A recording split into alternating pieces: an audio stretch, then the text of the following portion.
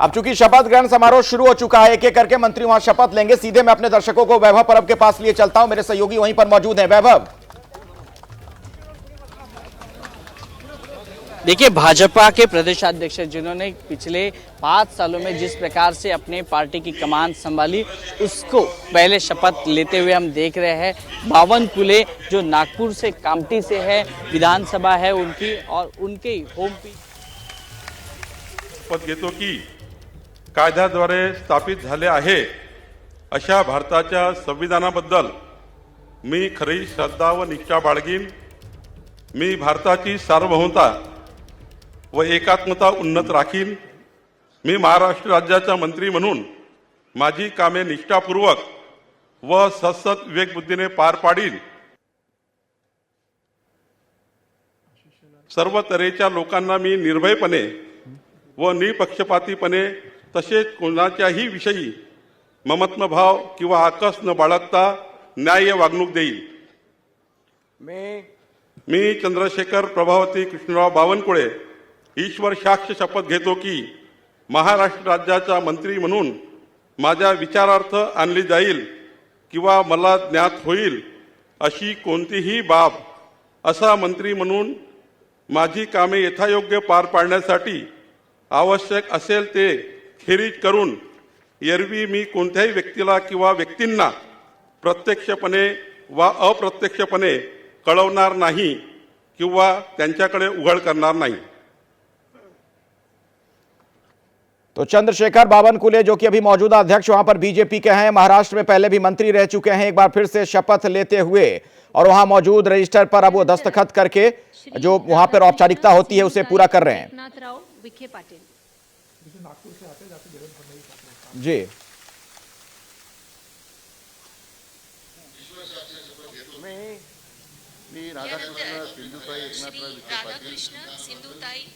जी देखिए, ये राधा कृष्ण विखे पाटिल है जो भाजपा के बड़े नेता है। कांग्रेस से ये भाजपा में कई सालों पहले आए और भाजपा के करीबी बड़े नेताओं के करीब गए, इसीलिए उनको यहाँ पे ज़्यादा विश्वास महाराष्ट्र की भाजपा में उनको मिला है और इसीलिए बावनकुले के बाद इनको शपथ लेने का एक मौका मिला है।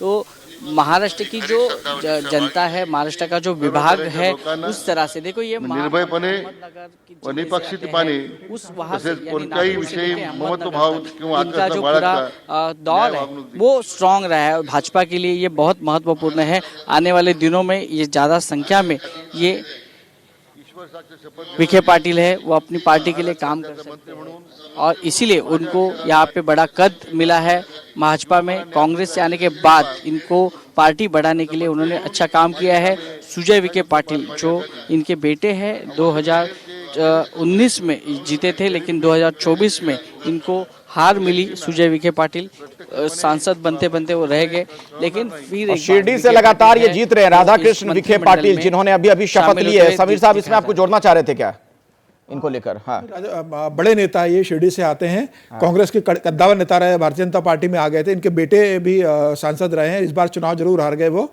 और बड़ा जहां भारतीय जनता पार्टी का आधार नहीं था, कांग्रेस से इनको लेकर आए। अच्छे नेता, जमीन स्तर के नेता लगातार जीतते हैं। और जब 2000 देवेंद्र फडणवीस जब बने थे तो देवेंद्र के बाद इन्होंने शपथ ली थी। इस बार देवेंद्र के बाद प्रदेश अध्यक्ष बावनकुले ने शपथ ली, उसके बाद राधाकृष्ण विखे पाटिल ने लिए। तो बड़े नेता है, बड़ा मंत्रालय इन्हें भी मिलेगा। रेवेन्यू मंत्री रहे ये, मुझे लग रहा है इस बार रेवेन्यू शायद हो सकता है अगर भारतीय जनता पार्टी के पास रहा तो बावनकुले के पास जा सकता है। वो भी विदर्भ से आते हैं और नागपुर कामठी से आते हैं, जैसे देवेंद्र फडणवीस आते हैं। इसका मतलब यह है कि महाराष्ट्र में भारतीय जनता पार्टी को नया प्रदेश अध्यक्ष मिलेगा। मुंबई अध्यक्ष आशीष शेलार भी मंत्री बन रहे हैं, इसका मतलब यह है कि मुंबई का अध्यक्ष भी नया मिलने वाला है। हाँ।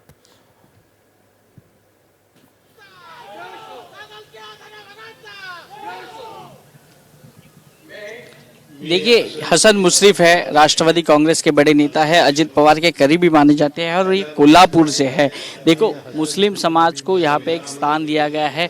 पिछले कई सालों से हसन मुशर्रफ ये शरद पवार के साथ है, लेकिन 2 पार्टी होने की वजह से अजित पवार के साथ हसन मुशर्रफ गए और उनको महायुति की जब सरकार थी, ट्रिपल इंजन सरकार थी, उसमें भी उनको मौका मिला था, उसके पहले भी मौका मिला था और अब फिर एक बार अजित पवार में इनको विश्वास रखा है। अब्दुल सत्तार एक मुस्लिम मंत्री थे, लेकिन उनको यहाँ से पत्ता कट किया गया है। एकनाथ शिंदे के पार्टी से थे, लेकिन इस बार हसन मुश्रीफ को फिर एक बार मौका दिया गया है। ये बड़ी बात है कि अजित पवार की पार्टी फिर एक बार हसन मुश्रीफ को मौका दे रही है। कोल्हापुर में जिले में जिस प्रकार से पार्टी बढ़ने का काम को हसन मुश्रीफ ने किया है, उसको देखते हुए इनको ये बख्शिश दिया जा रहा है अजित पवार की पार्टी की तरफ से, क्योंकि अजित पवार की पार्टी है वो पश्चिम महाराष्ट्र में स्ट्रांग होते हुए दिखाई दे रही है। अजित पवार की पार्टी का सीधा मुकाबला ये शरद पवार की पार्टी से है और उसीलिए शरद पवार की पार्टी को यहाँ पे धूल चकाते हुए फिर एक बार हसन मुश्रीफ मनते हुए दिखाई दे रहे हैं अपने सामने। तो अजित पवार की पार्टी के एक मंत्री यहाँ पे मंत्री होते हुए दिखाई दे रहे हैं। पहले 2 भाजपा के मंत्री ने शपथ ली, अभी एक अजित पवार के मंत्री ने शपथ ली है। तो आने वाले दिनों में पार्टी के बढ़ावे के लिए हसन मुश्रीफ क्या काम करते हैं, ये देखना दिलचस्प होगा। तो हसन मुश्रीफ ने भी शपथ ले ली है। एक कद्दावर नेता हैं, पुराने नेता हैं, लंबे वक्त से राजनीति में हैं। एनसीपी जो अजित गुट है उसके बहुत ही कद्दावर नेताओं में समीर जी इनकी गिनती होती है। बिल्कुल एक बड़ा चेहरा है और मुस्लिम कम्युनिटी को जोड़ने में और अजित पवार के विश्वास रहे, शरद पवार के भी भरोसेमंद रहे, अजित के साथ गए और निश्चित रूप से इनका मंत्री बनना लगभग तय था। जिस तरीके से अजित पवार की पार्टी को वहाँ मजबूत किया, शरद पवार को उम्मीद थी कि वहाँ पर वो हसन मुश्रीफ को हरा देंगे और अपना वर्चस्व बराबर रखेंगे।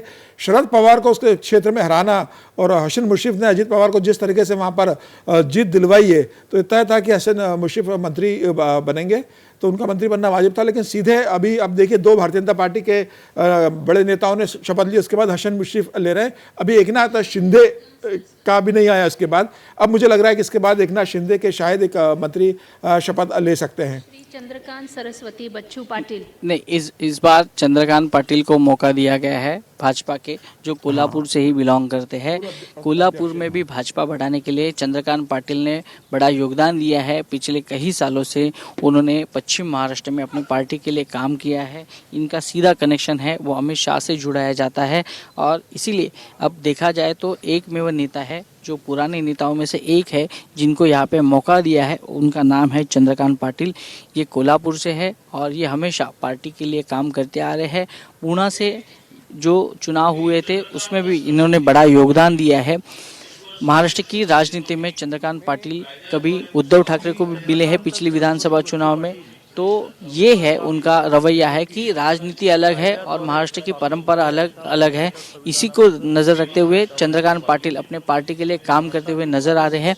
यानी यहाँ पे इस वक्त कोल्हापुर के 2 मंत्रियों ने शपथ ली है। दूसरी तरफ चंद्रशेखर बावनकुले है, वो नागपुर से बिलोंग करते हैं और विखे पाटिल है वो शिरडी अहमदनगर से बिलोंग करते हैं। यानी कुल 4 लोगों ने यहाँ पे अभी तक शपथ लिया है। चंद्रकांत पाटिल अब महाराष्ट्र में पश्चिम महाराष्ट्र की ताकत कैसे बढ़ाते हैं ये देखना होगा। उनको हसन मुश्रीफ के साथ काम करना होगा।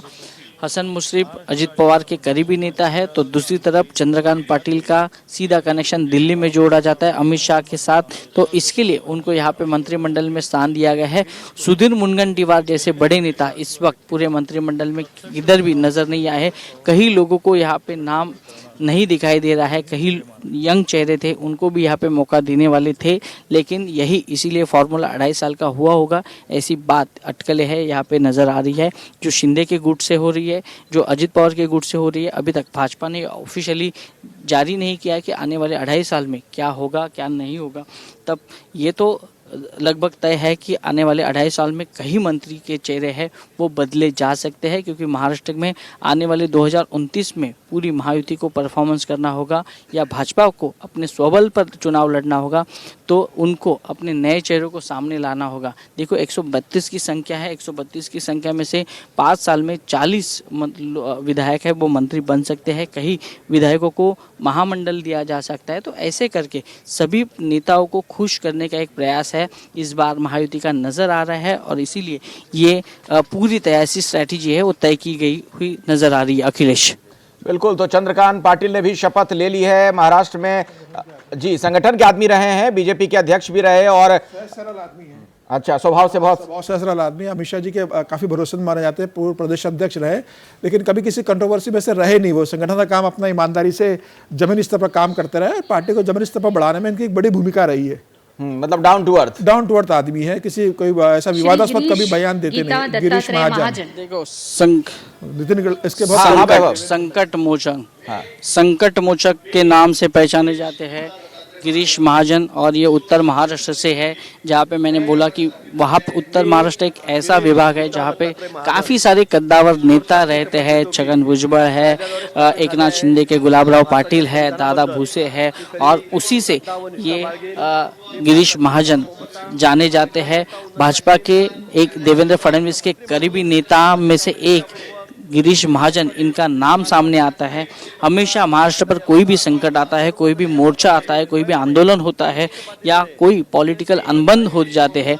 अभी देखा गया तो एकनाथ शिंदे जब बीमार थे, नाराज चल रहे थे, तो पहले गिरीश महाजन उनके घर जाके मिले, थाना में जाके मिले, 1 घंटा उन्होंने बातचीत की। उनसे बातचीत करने के बाद कई सारे परिवर्तन होते हुए नजर आए। उसके बाद एकनाथ शिंदे के पार्टी के नेता उदय सामंत वो देवेंद्र फडणवीस से मिले। यानी जो लाइन थी, जो बातें चर्चा बंद हुई थी, वो चर्चा करने का रास्ता गिरीश महाजन इनके जरिए ये खुला हो गया था। और इसी वजह से ये आज महायुति का जो शपथ ग्रहण समारोह है वो पूरी खुशी से होते हुए नजर आ रहा है, क्योंकि एकनाथ शिंदे पूरी तरह से मंत्रिमंडल को विस्तार और मुख्यमंत्री पद से नाराज हो रहे थे। तो इसी को लेकर संकट मोचक नाम से गिरीश महाजन पहचाने जाते। अखिलेश पहली बार मुख्यमंत्री बने थे 2014 में, उस समय एकनाथ खड़से जैसे लोग नाराज थे, कई बड़े नेता नाराज थे। उस समय देवेंद्र फडणवीस के बड़े करीबी नेता बनकर उभरे गिरीश महाजन। ग्रामीण विकास मंत्री मी गुलाबराव रेवाबाई रघुनाथ पाटील ईश्वर शाख शपथ घेतो की कायद्याद्वारे स्थापित झाले ये आहे। शिवसेना एकनाथ शिंदे की कमान मानी जाती है। एकनाथ शिंदे के करीबी गुलाबराव पाटिल, जो हमेशा अपने भाषणों से पूरी जनता को हिला देते हैं, विपक्ष पार्टी को हिला देते हैं। इनकी आवाज़ में एक बढ़िया ही गहराई है। इनकी आवाज़ से ही इनके जो भाषण होते हैं वो काफ़ी लोगों तक वायरल हो जाते हैं और पार्टी की जो बात है वो सामने रखी जाती है। संजय राउत जैसे नेताओं को उनकी तरफ से बयान देना ये गुलाबराव पाटिल हमेशा करते आ रहे हैं। संजय राउत जिस दिन सुबह बयान देते हैं, उनको बयान में प्रत्युत्तर है वो गुलाबराव पाटिल देने का काम करते हैं। गुलाबराव पाटिल भी उत्तर महाराष्ट्र से है, जहाँ पे गिरीश महाजन है। जैसे अभी कहा अपने गेस्ट ने कि एकनाथ खड़से जैसे कद्दावर बड़े नेता है, वो वहाँ पे है। और उसी में एकनाथ शिंदे के ये 2 शेर गुलाबराव पाटिल और दादा भूसे। एक बात जो नजर आ रही है मुझे समीर जी की गुलाबराव पाटिल भी जिस तरीके से आए हैं, अनुभव को काफी तवज्जो देता हुआ ये मंत्रिमंडल नजर आ रहा है मुझे। बिल्कुल, इसमें कोई दो राय नहीं। और देखिए, जो अपने विश्वास सहयोग रहे एकनाथ शिंदे के साथ, जिन्होंने पार्टी के साथ बगावत की, एकनाथ शिंदे के साथ जो जुड़े रहे और अपने क्षेत्र के बड़े कद्दावर नेता अपने क्षेत्र में जिन्होंने शिवसेना एकनाथ शिंदे को एस्टेब्लिश करने में मदद की है, तो एकनाथ शिंदे अभी अपने पहले मंत्रिमंडल विस्तार में अपने करीबी लोगों को जगह देंगे, इसमें कोई दो राय नहीं है। दूसरे 2.5 साल के बाद वो ऐसे लोगों को देंगे कि जो पहली बार विधायक बने या जिन्हें स्पेस देना है। तो गुलाबराव पाटिल बड़े नेताओं में आते हैं, उनका अपने क्षेत्र में अच्छा प्रभाव है, तो उन्हें मंत्री बनना लगभग तय था कि वो मंत्री बनेंगे। इस तरह के नेताओं को मंत्रिमंडल से बाहर नहीं रखा जाता, क्योंकि आपको परफॉर्म भी करना है, अच्छे मंत्री को रखना है। आपके भरोसेमंद मंत्रिमंडल रहेंगे तो आप जैसा परफॉर्म करवाना चाहते हो अपने मंत्रिमंडल से, उस तरीके से आप काम करवा सकते हो। और फिर पार्टी के विधायकों के भी काम होना है, तो ऐसे मंत्री जब आपके मंत्रिमंडल में रहेंगे तो आपके विधायकों के भी जो उनके क्षेत्र के अंदर काम होंगे, जो मंत्री से काम होंगे, तो उसमें भी इस तरह के मंत्री आपको लगते हैं। तो मुझे लग रहा है कि इसी तरीके से चुनाव किया गया है एकनाथ शिंदे ने, तो बड़े नेता है, अभी इनका मंत्री बनना तय था। वैभव, अगले कौन आ रहे हैं विधायक मंत्री पद की शपथ के लिए? ये गणेश नाइक है, नवी मुंबई से है, मुंबई से सटे नवी मुंबई में ये रहते हैं। और ये पहले शरद पवार की पार्टी में काम करते थे, लेकिन काफ़ी सालों से ये इन्होंने भाजपा ज्वाइन कर ली, भाजपा से चुनाव लड़े, विधायक बने। लेकिन ये राष्ट्रवादी में, यानी जब कांग्रेस राष्ट्रवादी की सरकार थी तब वो मंत्री रहे हैं। उसके बाद इनको अभी एक बार मौका मिल रहा है, यानी 2014 के बाद, यानी 10 सालों के बाद इनको ये मौका मिल रहा है मंत्री बनने का। ये भी जब कांग्रेस आघाड़ी की सरकार थी, राष्ट्रवादी की थी, तब वो एक्साइज मिनिस्टर रह चुके हैं। नवी मुंबई ये एक ऐसा गढ़ है जहां पे पहले राष्ट्रवादी कांग्रेस से पहचाना जाती थी, लेकिन गणेश नाईक जैसा बड़ा नेता आने की वजह से नवी मुंबई में अब कमल खिला है। नवी मुंबई में काफी सारे अब विधायक भी भाजपा के हो गए हैं। देखो, मैं बार बार यही कह रहा हूँ कि विधायक जैसे जैसे बढ़ जाते हैं वैसे वैसे नगर निगम है वो चुनाव पर नजर बनेगी। नवी मुंबई महानगर पालिका भी बड़ी मानी जाती है। कई सारे कॉरपोरेट्स कंपनियां हैं, अंबानी से लेकर अदानी तक, वो बड़े प्रोजेक्ट्स हैं नवी मुंबई में होते हैं। इसलिए नवी मुंबई भी भाजपा यानी महायुति के लिए बहुत इम्पोर्टेंट है और उसमें से एक चेहरा है गणेश नाईक के नाम से पहचाना जाता है। गणेश नाईक की सीधी लड़ाई जितेंद्र आव्हाड से होती है। जितेंद्र आव्हाड और एक गणेश नाईक, इनकी कभी पार्टी में जमी नहीं और इसी को लेकर गणेश नाईक ये राष्ट्रवादी कांग्रेस छोड़ के सीधा भाजपा की ओर चले और उनके साथ उनका बेटा, उनका भतीजा सब यहाँ पे भाजपा ज्वाइन कर ली। मंदा म्हात्रे जो भाजपा की पूर्व विधायक रह चुकी है, अभी भी विधायक है, इनका और गणेश नाईक का भी झगड़ा हमेशा चलते आ रहा है। अब जो चेहरा आया है दादा भूसे का, देखो ये दादा भूसे है, ये भी मालेगांव से है यानी उत्तर महाराष्ट्र से है। गिरीश महाजन हो गए, उसके बाद गुलाबराव पाटिल हो गए और दादा भूसे, ये तीन बड़े चेहरे हैं जो उत्तर महाराष्ट्र की कमान इन पर रहेगी महायुति की। 2 शिवसेना के मंत्री है और एक देखा गया तो गिरीश महाजन के नाम से, तो 3 मंत्री है जो उत्तर महाराष्ट्र की कमान संभालेंगे। यानी फिर एक बार यहाँ पे नासिक महानगर पालिका आई, मालेगांव की महानगर पालिका आई, जलगांव की महानगर पालिका आई, ये सभी महानगर पालिका पर इनकी नजर रहेगी और इसी के लिए ये 3 चेहरे बहुत इंपॉर्टेंट है। अखिलेश। वैभव परब हमारे संवाददाता लगातार जानकारी देते हुए, ये लाइव तस्वीरें इस वक्त आप देख रहे हैं। नागपुर में नए मंत्रियों का शपथ ग्रहण समारोह चल रहा है। एक एक करके तमाम चेहरे आ रहे हैं। दादा भूसे मालेगांव बाहरी से 5वीं बार विधायक बने हैं। निर्दलीय उम्मीदवार को 1 लाख से ज्यादा वोटों से हराकर वो विधानसभा पहुंचे हैं, इसीलिए महाराष्ट्र में अहम जिम्मेदारी इनको सौंपी जाएगी। महाराष्ट्र सरकार में पहले भी मंत्री रह चुके हैं, जिले के संरक्षक मंत्री के तौर पर कामकाज वो कर चुके हैं और जिस तरह से लगातार जीत के रिकॉर्ड वो मालेगांव से बना रहे हैं, उसके मद्देनजर उनको यहां पर शपथ दिलाते हुए महाराष्ट्र विधानसभा चुनाव के नतीजे सामने आने के 21 दिनों के बाद आप देख रहे हैं किस तरह से मंत्रिमंडल का विस्तार हो रहा है। देवेंद्र फडणवीस कैबिनेट का यह विस्तार, तमाम चेहरे इस वक्त आपको मंच पर बैठे हुए नजर आ रहे हैं। कुछ ने शपथ ले ली है, कुछ को अपनी शपथ का इंतजार है।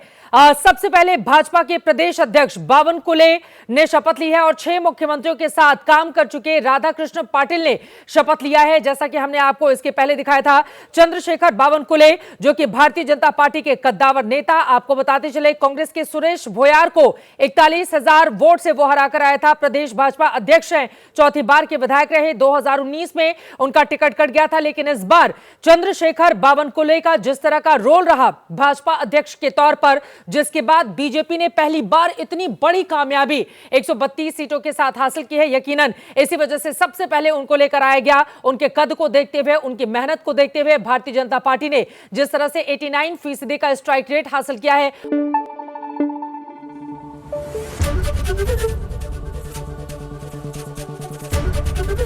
एबीपी न्यूज आपको रखे आगे।